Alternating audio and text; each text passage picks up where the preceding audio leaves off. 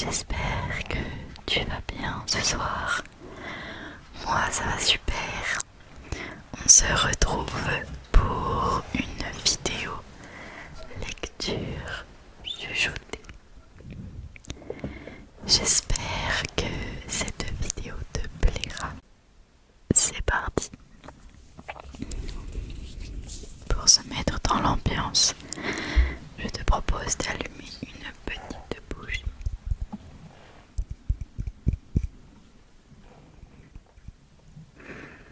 Qui sont tellement bons. Alors, je vais l'allumer.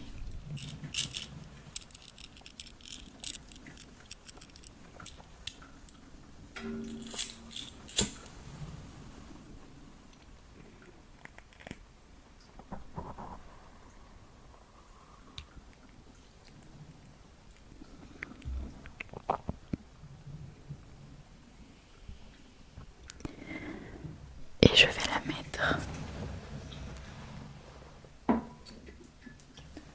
juste là dans le décor. Et je vais également boire mon petit thé. Donc le sachet.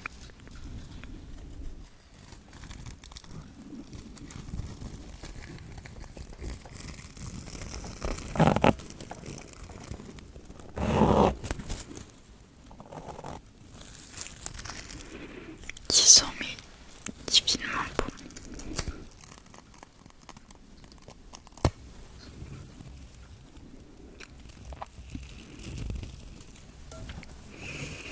Oh mon Dieu, mais c'est incroyable.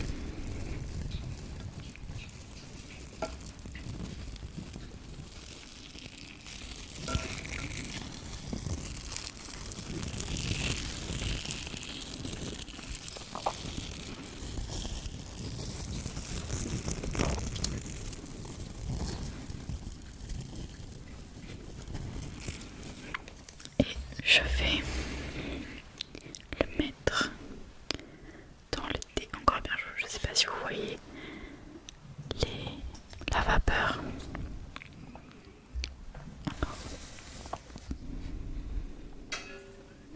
Et je vais le mélanger. Je vais attendre qu'il s'infuse. Et je vais tout de suite vous présenter le livre que je vais vous lire aujourd'hui. Donc il s'agit de ce livre. Donc c'est OMG de Catherine Bourgault. Je pense que c'est un livre qui est pas très connu. Mais moi ça fait... j'ai commencé à lire, j'étais en 5e. Il n'y a que 13 tomes pour l'instant. Moi j'en suis au 9e.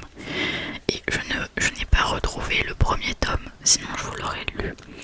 Mais en même temps avec le déménagement c'est un petit peu compliqué pour moi de retrouver mes affaires. Donc le seul que j'ai c'est le 9. Et je vais vous lire le résumé avant de commencer le livre, voilà.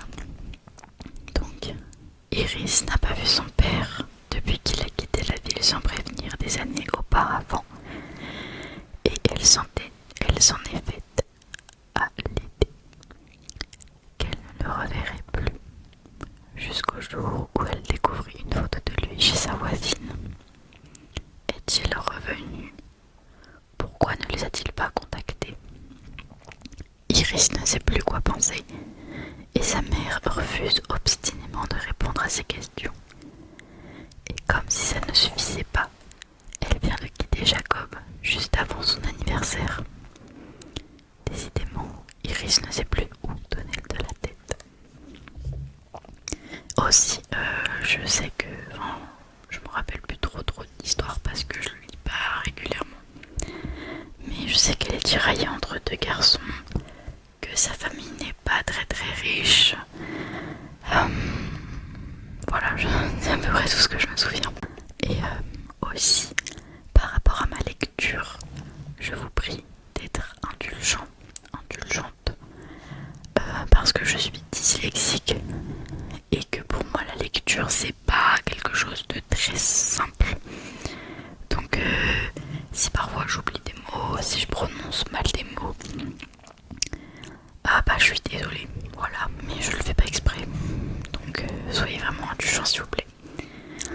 je ferai de mon mieux.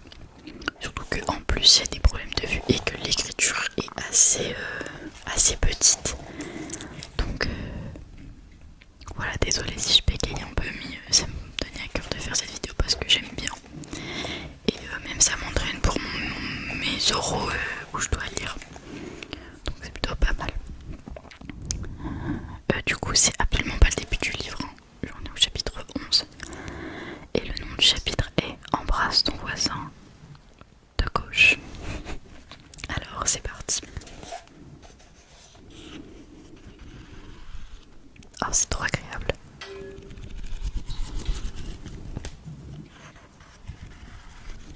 Ok, je vais lire parce que on ne mange pas souvent de la fondue chinoise.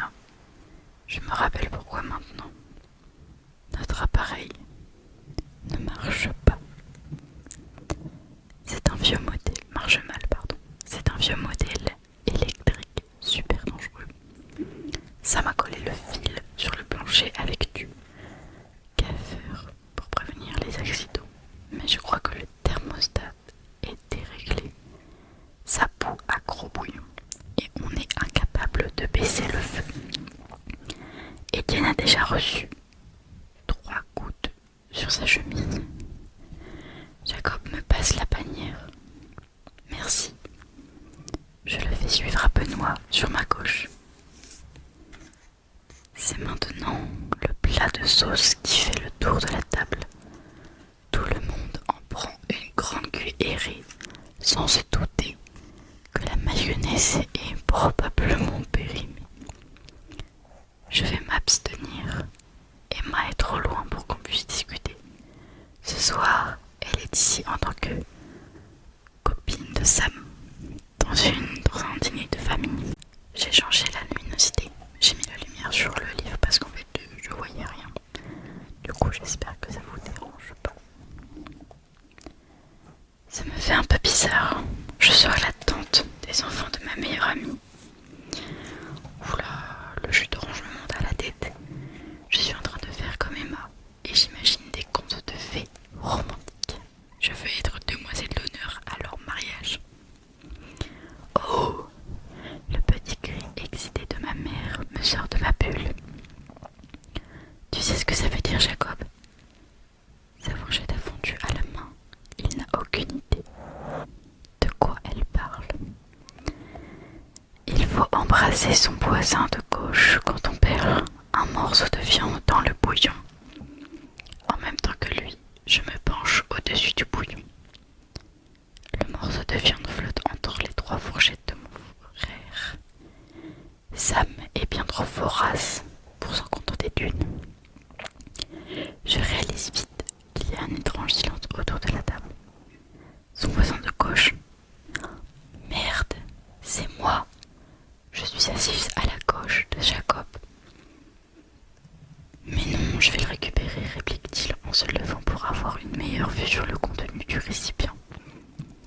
Avec sa fourchette, Jacob pousse celle de Sam et tente de reprendre sa viande. Il ne m'a pas parlé depuis le début du dîner. Il devrait être en grande conversation avec les gars au sujet de leur premier match de foot qui approche. Il n'y a pas d'entraînement cette semaine à cause des examens. Mais dès la semaine prochaine, ça devient sérieux. Je l'ai surpris 2 fois à poser son bras sur le dossier de ma chaise. Une vieille habitude. Allez, persiste Julie. Il faut pas briser la tradition, ça porte malheur. Je cherche à croiser le regard de ma mère. Qu'est-ce qui lui prend? Le dîner de famille c'était déjà assez pénible, mais forcer Jacob à m'embrasser, c'est too much. C'est le pire malaise de ma vie. Jacob se rassoit, son morceau de viande en équilibre, précaire sur le bout de sa fourchette. Il me regarde sans savoir quoi faire devant ma mère qui insiste vraiment beaucoup. Par chance, Benoît vole à notre secours. Non, tu te trompes, rectifie-t-il en lisant quelque chose sur son téléphone. C'est le voisin de droite qu'il faut embrasser quand on fait tomber sa viande. C'est écrit ici. Il tourne brièvement l'écran, pas assez pour nous laisser le temps de lire. Tu l'as dit, Julie, il faut respecter la tradition, sinon ça porte mal. T'es sûre que c'est la droite, toute ma mère, déçue que son plan ne me rapproche pas de Jacob. Ce dernier sourit en tournant la tête vers elle. Alors si, c'est la droite. Il s'incline et l'embrasse sur la joue. Fiou, on l'a échappé belle. Pendant ce temps, Benoît se penche vers moi pour me glisser à l'oreille. Je pourrais pas te sauver de voix, alors pique bien ta viande dans ta fourchette. En effet, Jacob est à ma droite, et tout à coup, j'ai moins faim. Chapitre suivant. Schtroumpf grognon.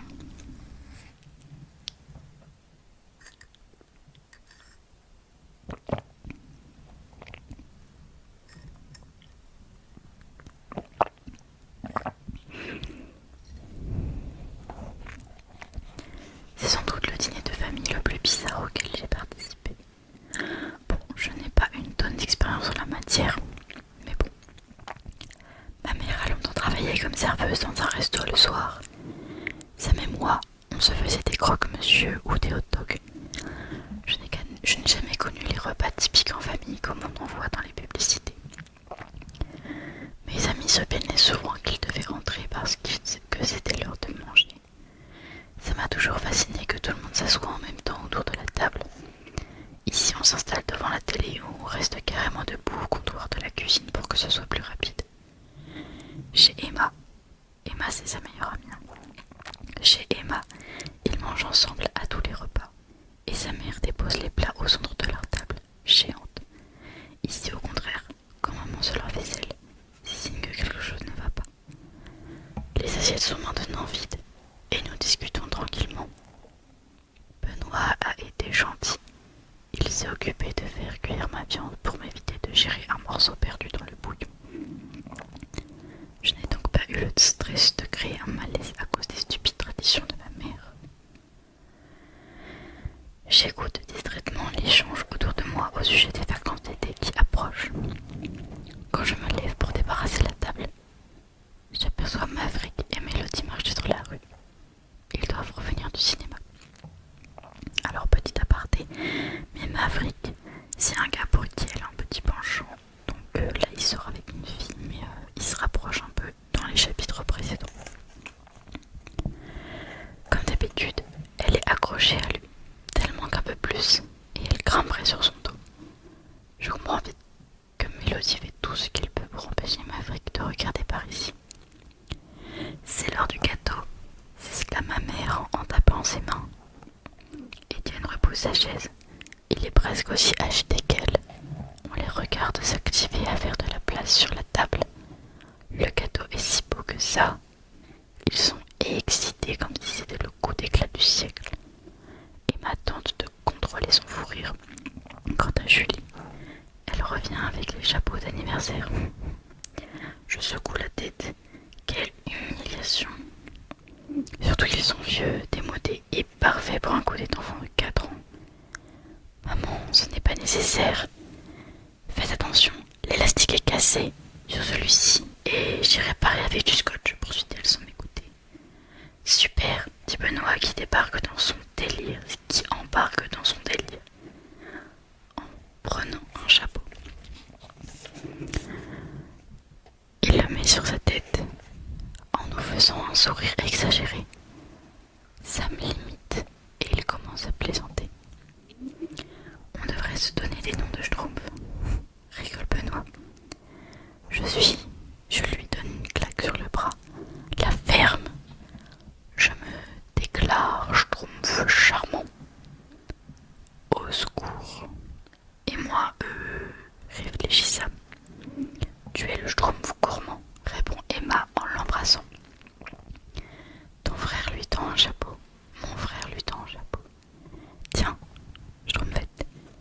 Moi je dirais plutôt schtroumpf à lunettes, la taquine Benoît. Ce n'est pas vrai. Emma l'enfile sans rien dire. Je lui fais les gros yeux. Merci encore pour ta solidarité. Je me tourne vers Jacob en espérant un peu plus de soutien. Après tout, c'est lui qui fête son anniversaire. Pff, il hausse les épaules en mettant un chapeau sur sa tête. Allez, Rhys, me presse Julie. On est prêt à apporter le gâteau. Go, Schtroumpfrognon, se moque son frère. Mon frère, d'un geste vif, je tire sur l'élastique de mon chapeau et je le fais claquer sous mon menton. Aïe, s'écrie-t-il pour la forme, car ce n'était pas si fort que ça. Arrêtez de vous disputer tout le temps, soupire maman, vous m'épuisez.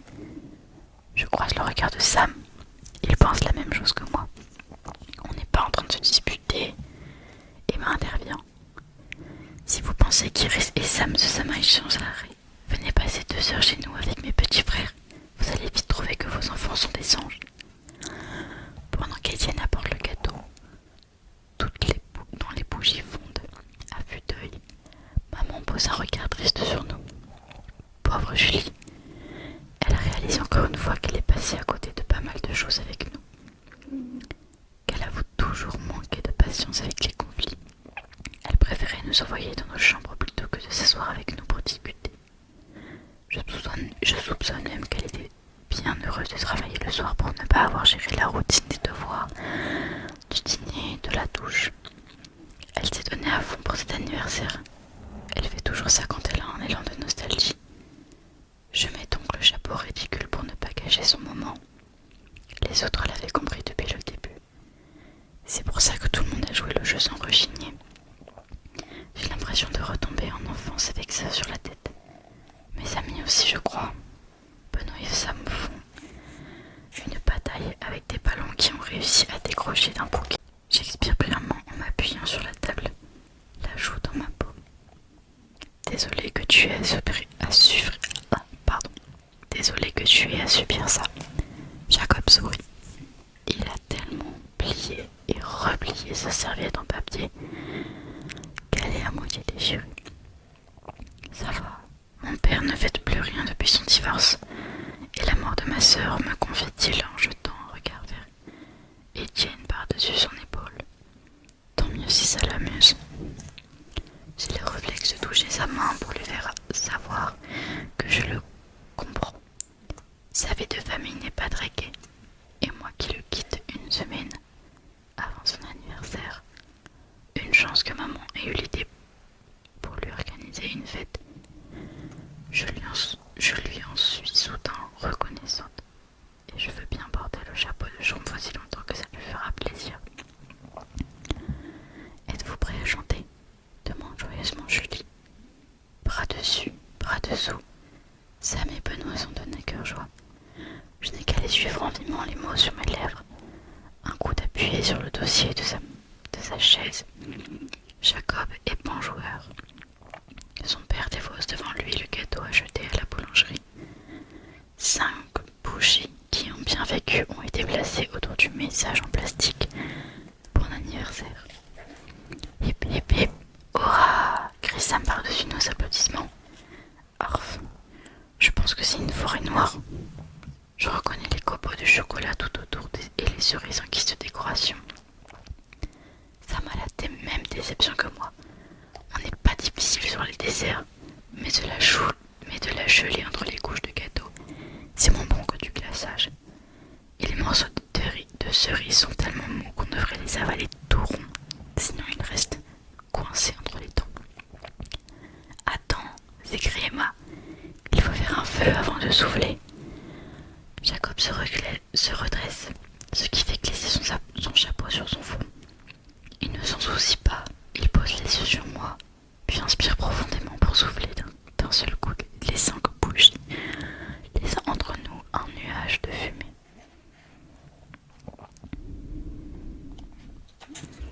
Chapitre 13. Besoin d'un câlin.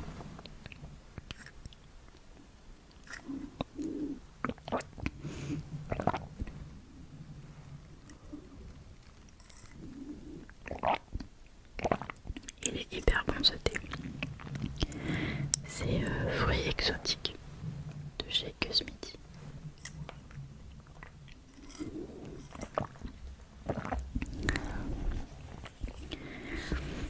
Assis sur mon lit, j'ai ouvert mon cahier d'anglais. Ça a été mon excuse pour m'éclipser après quelques bouchées de gâteau. J'avais besoin d'une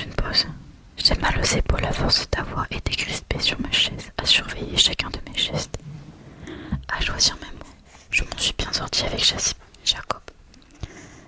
Il a dit qu'il m'appellerait pour la fête de fin d'année à l'école.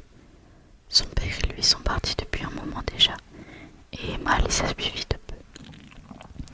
Je relis les verbes irréguliers pour la 3e fois tout en essayant, avec mon ongle, de déloger un morceau de cerise coincé entre mes 2 molaires. Ce n'est pas facile de me concentrer avec le bruit en bas. Benoît et Sam font une bataille de ballons. Est-ce qu'ils jouent à « il ne faut pas que le ballon tombe par terre » comme quand on est des petits? La maman hamster qui tourne dans sa roue ajoute une distraction de plus. Je reste devant mon cahier pour me donner bonne conscience. Mais mes pensées dérivent dans tous les sens. Mon père, Jacob, Maverick, maman et Étienne.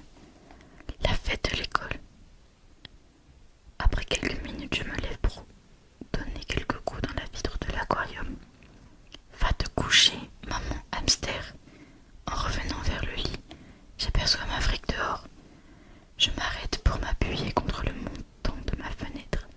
Il est assis sur le bord du trottoir, sous le lampadaire, les pieds sur son skate qu'il fait rouler nonchalamment de gauche à droite.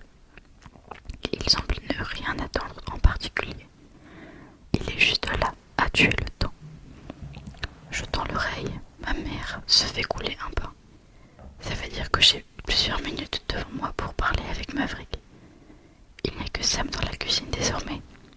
Il mange son je ne sais combienième morceau de gâteau. Pour un mec qui n'aime pas la gelée, franchement. Je sors 5 minutes, je lui lance de l'entrée. Il hausse les épaules sans se lever les yeux de son écran. Il n'a pas encore réparé la poignée et visiblement il ne voit pas l'urgence de le faire. On va passer la nuit sans verrouiller la porte, sérieux. En fait, ça, ce n'est qu'une partie du problème, car avant tout, il faudrait réussir à la fermer.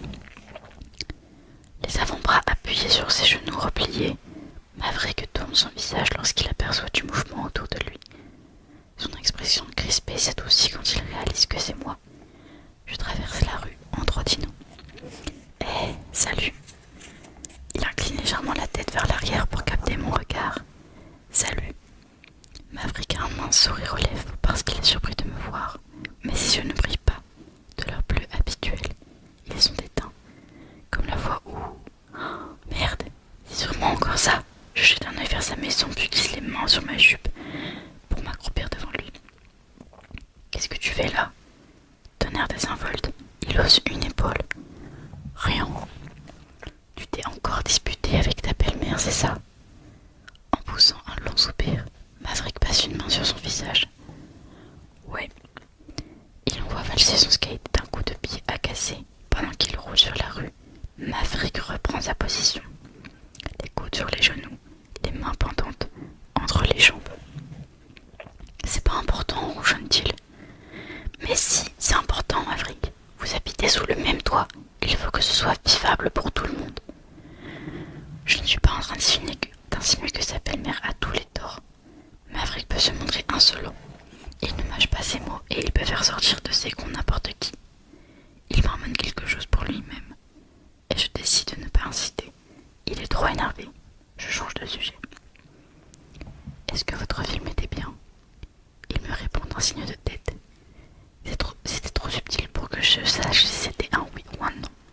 Je vais prendre ça pour un oui. Cool. Je sursaute au bruit d'une porte qui claque et manque de tomber sur les fesses.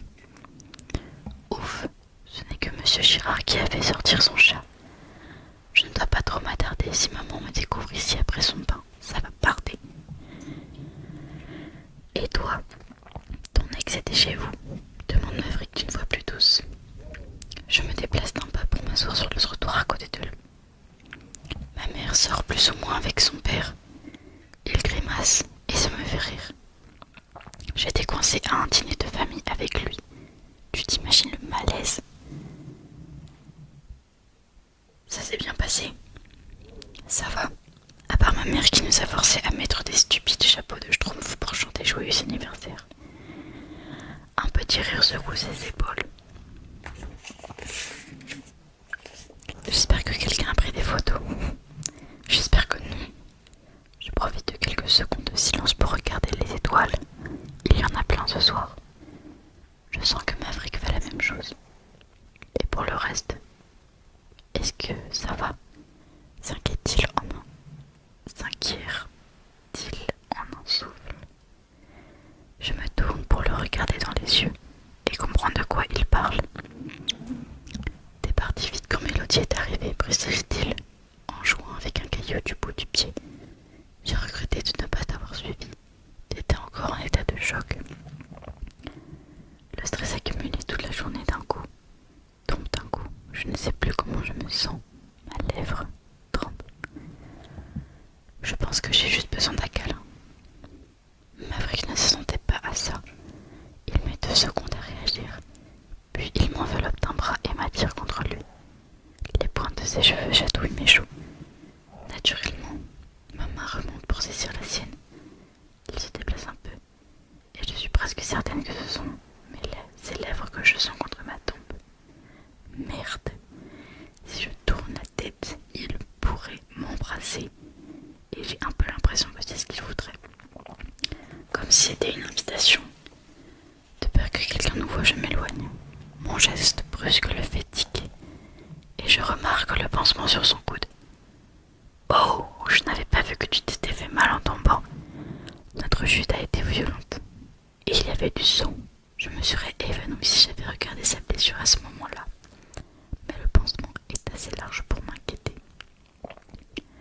Ça va, il y avait juste des petits cailloux dans la plaie et stop.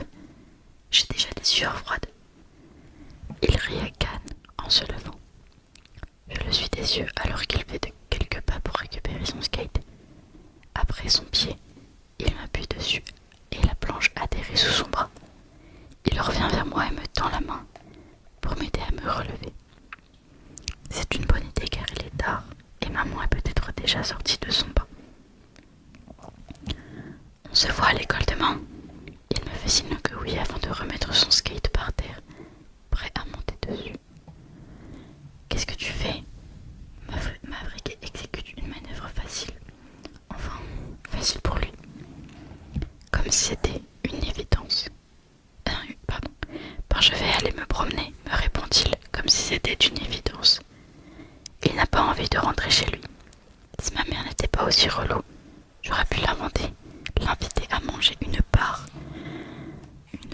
de gâteau plutôt que de le laisser traîner tout seul dans le quartier. Tu devrais mettre ton casque. Est-ce que tu mets un casque quand tu fais des pirouettes au patin à glace? Non. Mais c'est quoi le rapport? On oblige les enfants à mettre un casque parce qu'ils sont maladroits et risquent de tomber. Maintenant que tu sais bien patiner, tu n'en mets plus. C'est la même chose pour moi avec mon skate. Ouais, mais t'es pas à l'abri d'une voiture ou d'une fille qui te percute en courant. Il me fait un clin d'œil en sautant le bord du trottoir. Tu marques un point. Je recule lentement. Je me sauve avant que ma mère vienne me chercher. Maverick s'arrête pour me faire un signe avant de reprendre son élan, tout en regagnant la maison. Je le regarde s'éloigner. Je ne sais pas jusqu'à quel point ça se passe mal avec sa belle-mère. J'ai l'impression que c'est plus grave que ce qu'il veut me laisser croire. Je vais demander à Sam d'essayer d'en savoir plus. Chapitre 14. Cauchemar. Je confirme que je gagne la médaille d'or de la championne du mauvais timing pour une rupture. Il existe sûrement un test là-dessus dans les magazines de filles. Sais-tu comment casser avec ton mec? J'aurai sans aucun doute les résultats aussi bas que ceux que je vais obtenir à l'examen d'anglais que je viens de faire. Madame Lavigne a pris ma copie du bout des doigts en me souhaitant Happy Holidays avec un petit air hautain. Elle ne m'aime pas, je ne l'aime pas, fin de l'histoire. Le courant n'est jamais passé entre nous. Bref, quitter Jacob. Juste avant la semaine des examens, c'était la pire idée. Au moins le calvaire est fini. Terminer l'année avec un examen d'anglais devrait être interdit par le ministère de l'Éducation. Notre cerveau est vide après avoir étudié toutes les autres matières. Surtout que les derniers jours ont été parasités par mes 1000 scénarios à propos de mon père. Le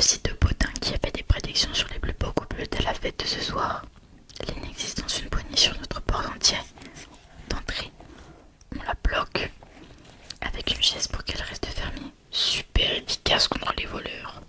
En plus, c'est la canicule et ça pue la dos dans tout le collège. La plupart des élèves ont fait l'examen d'anglais en moins d'une heure alors que j'en étais seulement à la moitié des questions.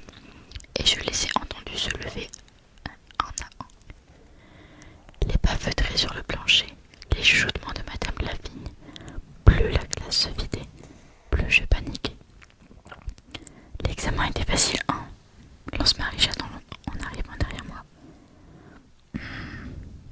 Je fais semblant d'être concentrée sur la combinaison de mon cadenas. Marie-Jade n'est pas la seule à dire que l'examen était facile. C'est ce que j'entends partout depuis que j'ai mis les pieds dans les couloirs. J'ai donc tout foiré, car c'était les questions les plus difficiles que j'ai choisies, que je n'ai jamais vues. Je n'ai pas d'humeur, Marie-Jade n'a pas choisi sa journée pour me saouler. Marie-Jade, c'est une ennemie un peu. Pour me saouler, je veux prendre mes affaires et partir d'ici au plus vite. Le rire de Mélodie me fait tourner la tête. Maverick tient un sac pendant qu'elle lance tout ce qu'il y avait dans son casier. Dommage qu'il ne soit pas libre, hein. Marie-Jade a intercepté mon regard sur le couple. Ben oui, c'est pour ça que tu t'es jeté sur lui l'autre jour. C'est elle qui a acheté Maverick à la vente aux enchères des joueurs de l'équipe de foot. Elle ne s'est pas gênée pour l'embrasser. C'était 70 dollars bien investis. Et tu sauras qu'il ne s'est pas beaucoup défendu, le beau Maverick. Je referme la porte de mon casier un peu trop fort. Mélodie cesse de rire. Maverick pivote sur ses talons pour voir ce qu'il se passe. J'ai oublié que je devais aller dans le bureau de Monsieur Denis avant de partir. Je marmonne, pressée de fuir le sourire désagréable de Marie-Jade. Est-ce que tu vas toujours à la fête de ce soir avec Jacob, crie-t-elle pour que le plus de gens possible entendent. Je stoppe dans mon élan. Je vais lui crever les yeux. Comment elle sait ça? J'en ai parlé qu'à Emma. Maverick fonce les sourcils à côté de lui. Mélodie a son plus beau sourire accroché au visage. Et Marie-Jade qui se régale de me voir ramer. Plusieurs élèves ont arrêté de vider leur casier pour entendre ma réponse. Je n'ai pas envie de créer de tsunami de potins. Chute pour le site. Encore moins de recevoir les foudres de Mélodie. Elle m'a surveillée toute la semaine. J'ai eu droit à un message assassin à chaque fois que j'ai osé tourner les yeux vers Maverick. Après, elle s'est excusée pendant des heures, en disant que l'amour lui fait perdre la tête. Plutôt immature, hein. Comment Maverick fait-il pour supporter ça? À moins qu'elle ne fasse ses crises de jalousie qu'à moi. Pourquoi je n'irai pas avec lui? Je dis spontanément. Le temps d'une demi-seconde, Marie-Jade perd son sourire. Je l'ai déstabilisé. Ses longs cils bourrés de mascara battent 3 coups rapides. Puis, elle reprend son air victorieux. Mon ancienne BFF est vraiment passée dans le clan des filles qui se croient supérieures aux autres juste parce qu'elles se maquillent en se mettant du vernis rose fluo. On a passé des soirées entières à les détester, allongées sur mon lit. On se jurait main sur le cœur qu'on ne deviendrait jamais comme elle. Les choses ont bien changé. Maintenant, si Marie-Jade a la chance de sauter sur Jacob, elle le fera. Elle essaye de m'enlever tout ce que j'ai. Ok, s'étonne-t-elle. Donc vous êtes encore ensemble. Il me semblait aussi que j'avais vu Jacob sortir de chez vous cette semaine. Le grand Joey déboule en se lamentant que l'examen d'anglais était le pire cauchemar de sa vie. Enfin quelqu'un qui est d'accord avec moi. Ça fait diversion, et j'en profite pour me fondre dans le décor. Et voilà, j'espère que cette lecture t'aura plu. Si c'est le cas, je t'invite à me dire dans les commentaires si tu veux connaître la suite, que je fasse une partie 2. Je te souhaite une